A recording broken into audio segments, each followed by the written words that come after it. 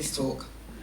Actually, I spent hours staring at the screen, not knowing what I wanted to say, then having an idea of what I wanted to say, but then I couldn't write it down. But before I start, I want to share something with you. Have a look at the screen behind me. It's painful. How many people can read the words on the text? Put your hands up. Do you struggle? Yeah. I wanted to share this with you because this is how some people see text, and I'm one of them. See, it's not the actual communication which is the issue, it's the art of writing and reading. So let me share you a story.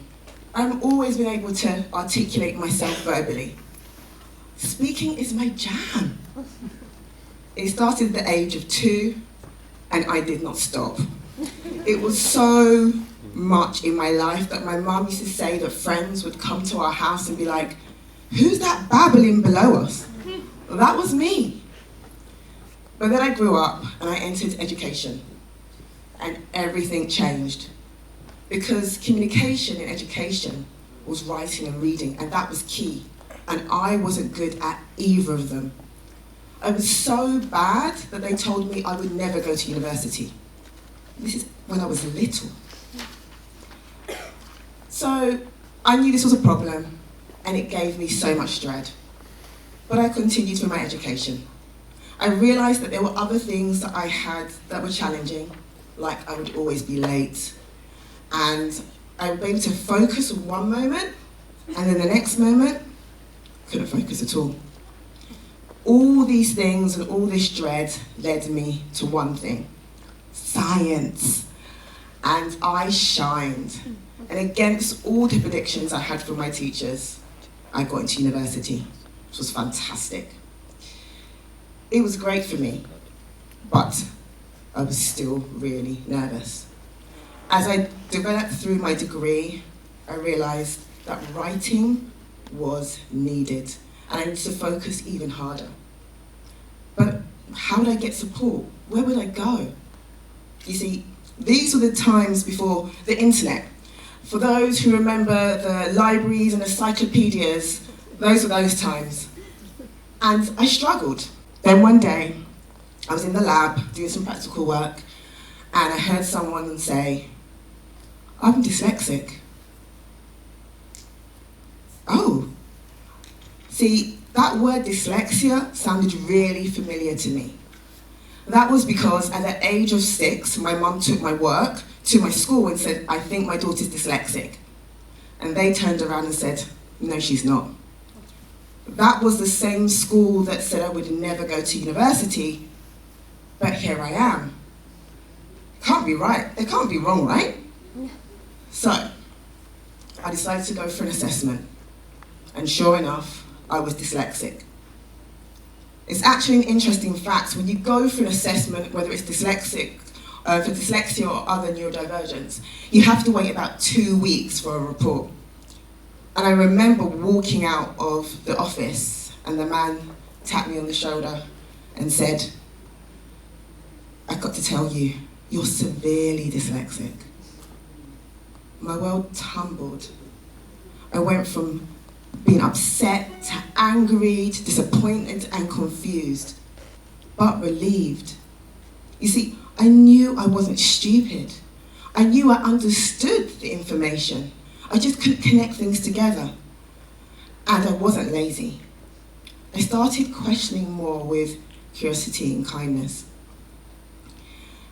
So I took further insights into my dyslexia. I started questioning more to others around what it means for me. And that's when I found out all these other differences, these wonderful differences that include ADHD, autism, dyspraxia, dyscalculia, all these wonderful words that sit under the umbrellaed word neurodiversity. See, neurodiversity is not just a term, it's a movement. It was first introduced by a lady called Julie Singer, and it is defined as diversity of neurological cognitive function, which is like everybody in this room now. From that word in neurodiversity, the word neurodivergent and neurodiverse was created. And this is a subgroup of that population whose brains work differently, the societal typical norm. It means that we think, learn, and communicate in a different way. We bring so much enrichment to the world, but we do it in a different way. This was a great opportunity for me to understand more, so I started doing some more questioning with curiosity and kindness. From that information, I wanted to share with you guys some stats, just to kind of put it into place around what neurodiversity means worldwide. And actually, from neurodiversity, the ADHD is prevalent worldwide in about 5% of the population. Dyslexia is in 10%, and autism in less than 1 to 1.6%. And actually what they say with the data is that between 15 to 20% of the population is neurodiverse or has a neurodivergent trait, whether diagnosed or not. Which means that for us, we need to learn to adapt better and communicate differently. So, you're probably thinking, what did I do next, right? Got diagnosed, now what? Nothing. I did nothing at first. I was so stressed, still had issues with writing, still was late, still had issues with my productivity and my focus. I was just really, really stressed mentally and physically because I didn't know what to do. You see, when I got diagnosed, literally a couple of months later I graduated and I was flung in a beautiful world of work. Now, I started my job in science, which was great for me. But in my job, I had to do even more writing. And now I had quality reports. I had to go in front of audits. I was petrified. So, what I decided to do was do more writing.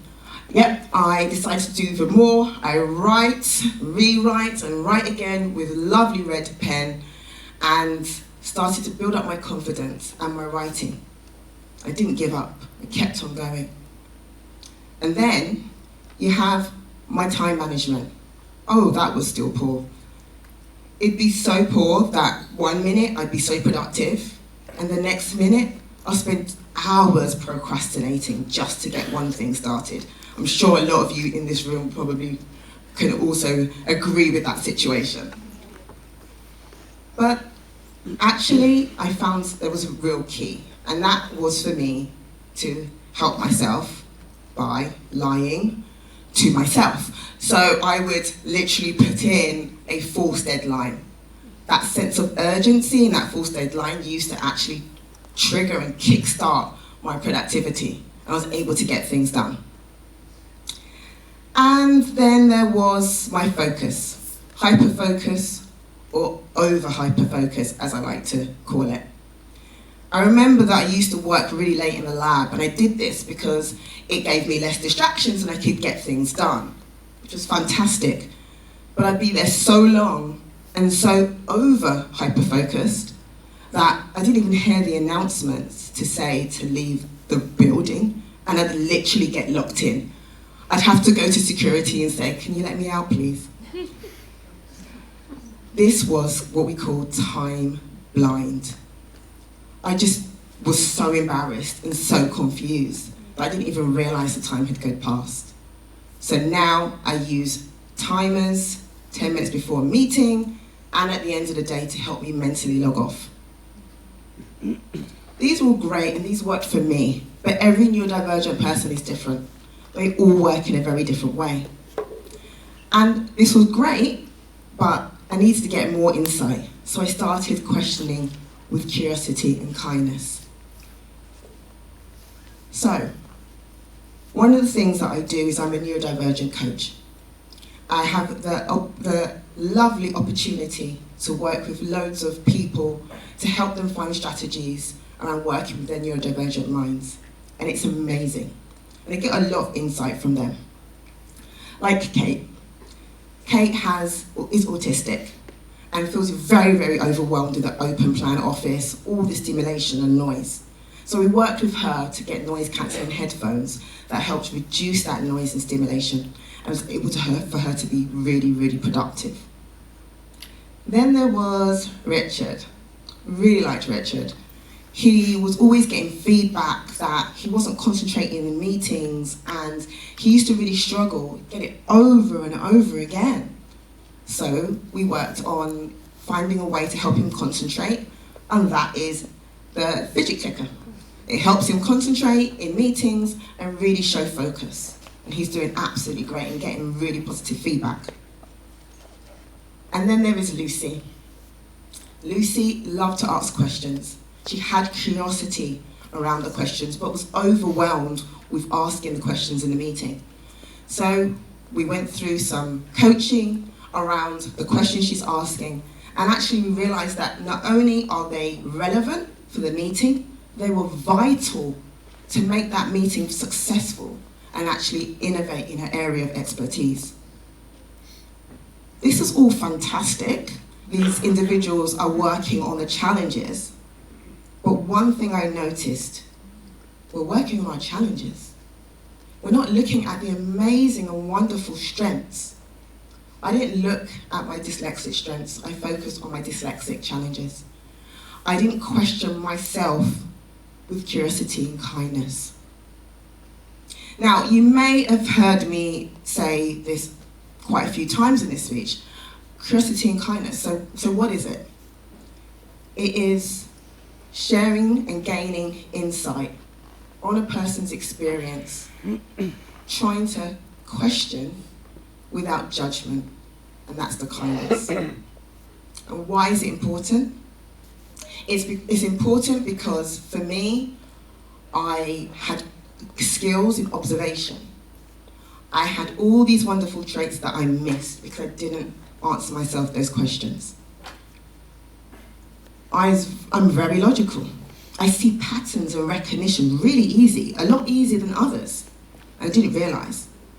And with the pattern recognition, the logic, and the observation, I was very good at reading people, which means I was very high skilled in empathy, which was amazing. As I learned more around the reading skills that I had and empathy that I was able to bring to my organization and to my role, I became the better and the best I could be. Without all these dyslexic strengths, I wouldn't be the scientist, the project manager, and the coach I am today. So, this is all great, Danielle. Well, what does it mean for us? Neurodivergent individuals are different in thinking, learning, and communication. And it can be really, really hard to navigate in a world where you think, learn, and communicate differently. It's scary. And it means that we need other people to be able to support us in that journey. As I said, neurodivergence is a minority here, which means most of you in this room are not neurodivergent. However, as my stories have shown, there's a likelihood that you have neurodivergent individuals in your network, whether it's your friends, your families, or your colleagues. They may know and be diagnosed or not and struggling, and they need your support. And I'm going to share with you 3 ways in which you can support them. First, you're probably going to guess this one. Question with curiosity and kindness. Yes. I may have been doing that throughout my life, but it's a capability that everybody can have. Everybody has the capability to have an open, transparent conversation and create a safe space which builds trust. And it's really important for that population to feel that there's trust and support. The second thing is really understanding that the neurodivergent individual journey is different for everybody. My journey is not the same as everybody else's. And it's really important that we don't keep on using the same techniques automatically for people without actually listening to them and understanding their needs. And then the last one is, if someone diagnosed to you and discloses to you that they're neurodivergent, you're not just a friend, you're not just a family member, and you're not just a colleague. You are someone that they have disclosed and feel safe with. It's really important that you not only become that safe person that they can talk to, but that champion and that ally in life, not just in work. By you adapting and working for them and thinking and considering their needs, you can really support them long term. And then I have to do a call out for anybody that's listening who is neurodivergent. I've got a message for you, whether you are diagnosed or not. There is support for you. It's a very difficult journey. But if you learn to speak up, if you learn to take that first step, if you feel comfortable in that safe space, you'll be able to get that support. You need to open up with curiosity and kindness to share together what you've learned and help get the support that you need. Whether we're neurodivergent or not, if we open up with curiosity and kindness, we'll understand each other better, we will build better relationships, collaborate better, and create this amazing neuro-inclusive world.